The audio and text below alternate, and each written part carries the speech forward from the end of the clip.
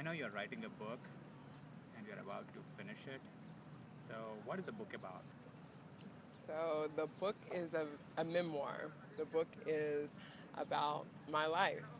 It's about just my childhood and growing up after being adopted into a white family.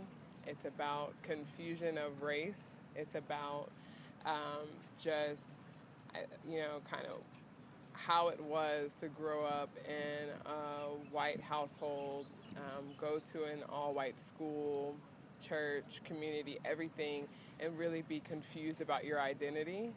Um, and it just talks about kind of how internally I dealt with that because I didn't feel like anyone around me understood that confusion. But then also had the most loving family in the world who didn't see me any differently. Um, but I was very different. And so I talked through that.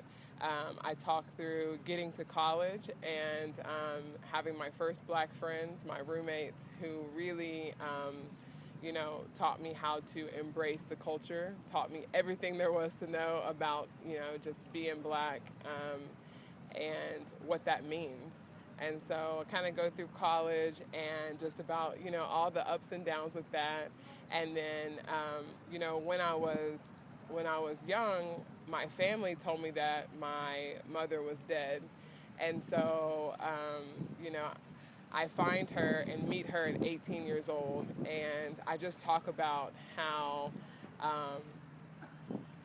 earth shattering that is, to think your mother's dead for 18 years and then meet her and just the relationship that we formed and the ups and downs and just everything I went through trying to get to know her. And, it's a really, really deep love story with mom and I, and we go through so much in 10 years. And I talk about my travels. I talk about living in South Korea. I talk about living here in the Middle East. I talk about trying to find myself, find love. I talk about all of my relationships, the failures that I've been through. And then the end gets, a lot heavier. It's a lot about death. It's a lot about, the past year I've been through 7 very close deaths, immediate family, best friends, and how hurtful that has been, but then also how there's nothing that you can do except keep going.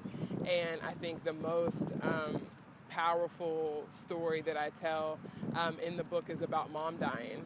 And so this year it would have been 10 years of us knowing each other, and at the end, um, you know, I had to let her know that I forgave her for everything. And I think that was so important for us to come to that forgiveness and come full circle in our relationship when she was dying. And, I just explained that whole journey and explain kind of life after losing your mom, and I explain just finding yourself and being an individual. And yeah, so it's just a story about me.